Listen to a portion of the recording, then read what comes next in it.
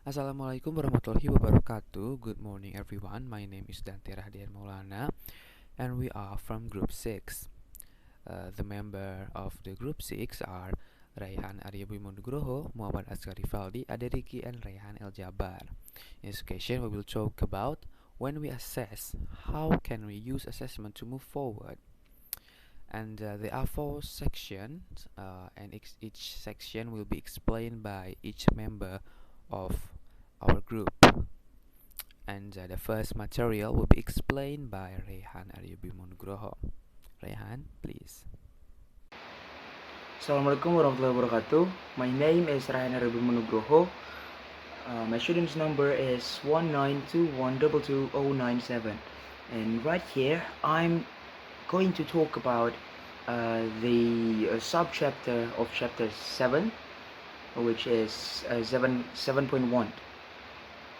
And in this chapter is for assessment to be effective and to enhance, not harm, students' learning, students must compete with themselves to continue to improve. And teachers should use assessment events to help students to develop effective learning strategies that will serve them beyond the classroom. And this chapter emphasized that in order to ensure high-quality classroom assessment practices, that is, those practices that will support and enhance students' learning, we need to recognize the following. First, assessment takes place during instruction and continuously. Second, knowledge and skills should not be assessed in isolation. Third, students should be informed about and involved in all assessment events, whether our purpose is assessment for as of learning. And the fourth, when as teachers, we actively question, reflect on, learn more about assessment, we increase its quality and positive impact. And the last one is, as teachers, we should use a combination of assessment for learning, assessment as learning, and assessment of learning. And for the next slide, you can see that teachers' classroom assessment plays a central role in and inevitably influences teaching and learning. Well, I found 4 fundamental aspects of classroom assessment activities to include events, tools, processes, and decisions. First one is assessment events, such as an oral presentation or a listening activity can support students when the events occur with the right frequency so that the teacher knows whether instruction is successful, which areas needs more instruction, and which student or group of students may need additional support. Next is assessment tools. Assessment tools can support student learning when the tools provide students with clear ideas about what is important to learn and criteria or expectation for good work, and when assessment goals are aligned with learning outcomes and instructional goals. Next is assessment processes. Assessment processes can support students' views of their teachers as allies in their education. Feedbacks can help students to focus and better understand the requirements of a task. Feedbacks increases students' self-awareness and their ability to set meaningful and appropriate goals for their learning. And for the last is assessment decisions. What is assessment decisions? Well, assessment decisions can support students' learning when grades accurately reflect what students know and can do. We make a range of decisions based on the result of our assessment. These decisions range from micro-level course decisions, such as what we need to do more or less of it, a follow-up lesson, to macro-level decisions, which have important, even life-changing consequences for our students, such as deciding which class a student should be placed, or whether a student can be admitted to a university. I think that's all from me. Thank you. Back to the moderator. Alright, thank you very much, Bima, for your explanation. And the next material will be explained by Azka. Azka, please. Okay, grading is the process of summing up the student's achievement using a numerical or ordinal scale. Is a complex evaluative practice that requires teachers to make judgments about students' learning. Okay, so grading are usually used to make a public statement to students, parents, and other stakeholders. According to Brockhart in 2013, thus grading is one of the most high-stakes classrooms assessment practiced with significant consequences for student self-perception, motivation for learning, prioritization of certain curriculum expectations, parental expectation, and social relationships. So move to the next is research on grading. So research on grading has a long history in education. In the past, educators were primarily concerned with the reliability and standardization of teachers' grading practices. As identified by Brockhart in 2013, grades are acknowledged to have multiple meanings and multiple contexts, including social and legal contexts. From a socio-cultural perspective, the grading decision conveys teachers' values, beliefs, and assumptions about teaching and learning, which are rooted in and shaped by the socio-cultural and historical context in which teachers work. Furthermore, we do not have sufficient evidence of the consequences of grade used for teachers, students, parents, and principals. Okay, so research on grading is have a long story in education. So we move to the last in grading. There is grading scenarios. So grading scenarios is complex evaluative practice that requires teachers to make judgments about students' learning. Grades are used most notably to make public statements to student parents and principal about student achievement. Due to high standard nature of grading, as a teacher work continuously to make our grading practice through fair and meaningful. So that is the example of grading scenarios focusing on working ability. So you can see the example of the grading scenarios. So I think it's enough. Thank you. Back to the moderator. Alright, thank you very much, Azka, for your explanation. And the next material will be explained by Rayhan El Jabar. Rayhan El Jabar, please. Okay, thank you, Dante. I'm Rahana Jabar. I'm gonna explain about the impact of large-scale testing, specifically on test preparation. Large-scale testing has been used more and more in the educational system across country for high-stakes purposes of accountability, gatekeeping, and policy making. The results of these tests, regardless of subject areas being tested and their test construct, are used to make inferences on students' proficiency based on their performance on a sample of items drawn from a well-contained domain of knowledge. Consequently, teaching has been inordinately skewed toward test preparation, and practice and principles of preparing students to take tests have thus gained increasing attention in many fields, including curriculum, educational measurement, and language assessment. Okay, the first of the test preparation is the first part of test preparation is defined.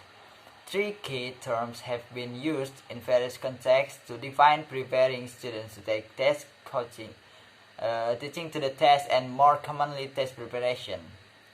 The first one is coaching is applied to commercial programs operated as extracurricular activities that students participate in outside of school, and refers to short-term instructions targets to improve students' test performance on a particular examination, and does not necessarily have the aim to improve their academic skills. B. Teaching to the test is often used in school settings and is usually discussed in the curriculum literature. A narrow definition of teaching to the test implies that teacher instruction focuses narrowly on actual tests and items with an aim to improve students' test scores, or simply item teaching. The third one is test preparation. Can be applied to contexts both inside and outside school activities and most often used in research. The second part of test preparation are examined.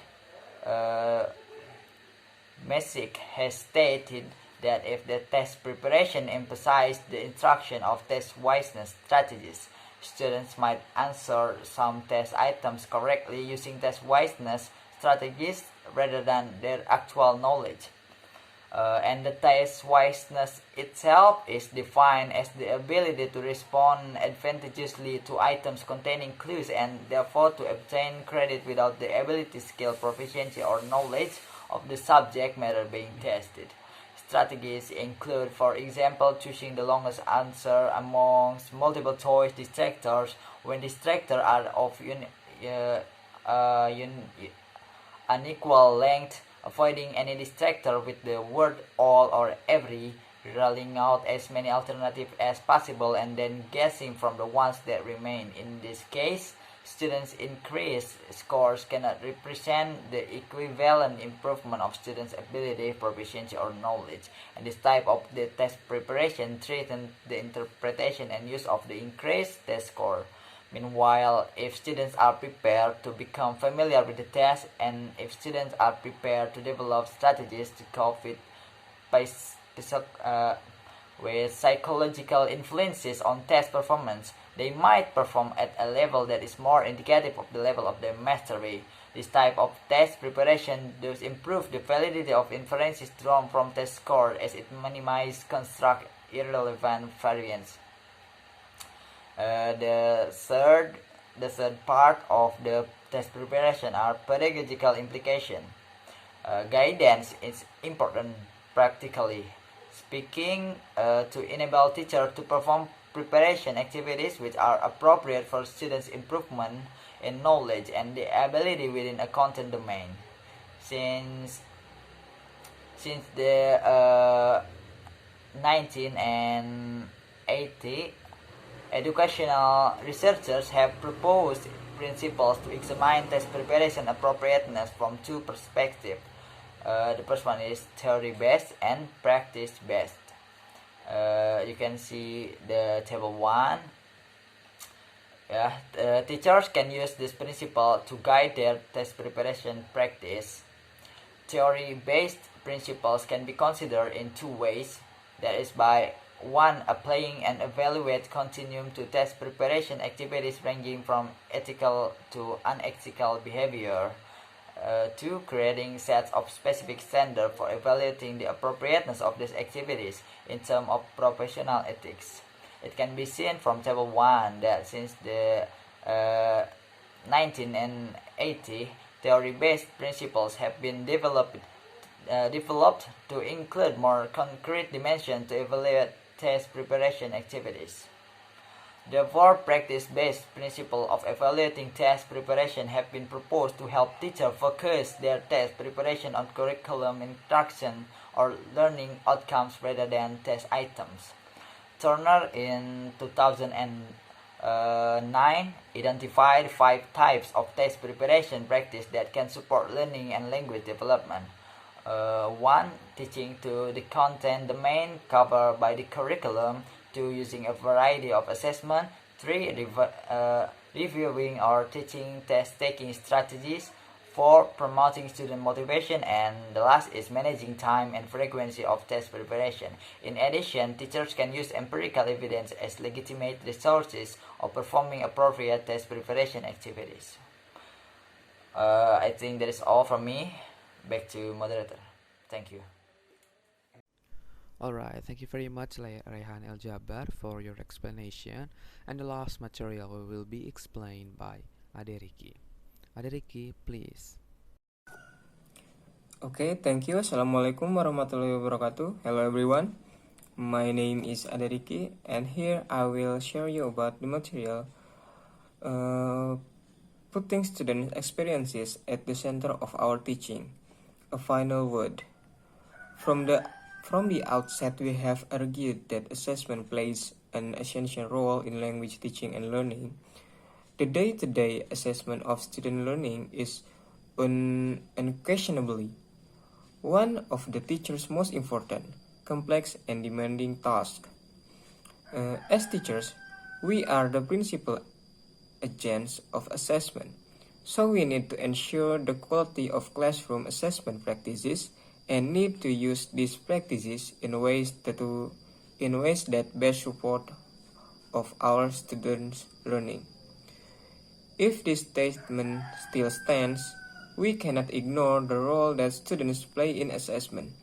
We have argued that assessment for, as, and of learning should be integrated in our assessment practices and emphasized its role in supporting learning.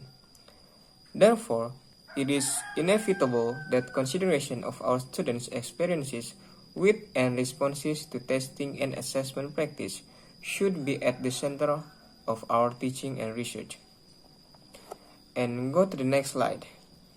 Cheng and Duluca in 2011 explored test-taker testing experiences and examined the relationship between aspects of testing experience and test takers' perception of test validity and use. 59 test takers at a large English medium university in Asia participated in the study. Participants were from three parallel English language assessment courses focusing on the theoretical and psychometric properties of English language assessment, as well as on the practical application of principles of language assessment for teachers of English. The results reflected participants' multiple experiences with a range of large-scale English language tests. Cheng and DeLuca encouraged participants to discuss issues and validity and test use from a variety of testing experiences. They used this approach in order to explore the validity and use of language assessment in general, rather than to examine any one specific language test. As a further safety, the results point to certain test features that test takers identified. There are 8 overarching themes and 26 codes were drawn. The first is test administration and testing condition. The second is timing. The third is test structure and content. The fourth is scoring effects. The fifth is preparation and test taking strategies. The sixth, test purpose. The seventh, psychological factors. And the last, the eighth, external factors and test consequences. And maybe that's enough from me. That's all. Thank you. I give it back to the moderator. Okay, thank you very much Aderiki for your explanation. And finally, we arrive at the end of this presentation, which is the conclusion. Assessment exerts tremendous power on the life of our students. What we do in assessment has consequences.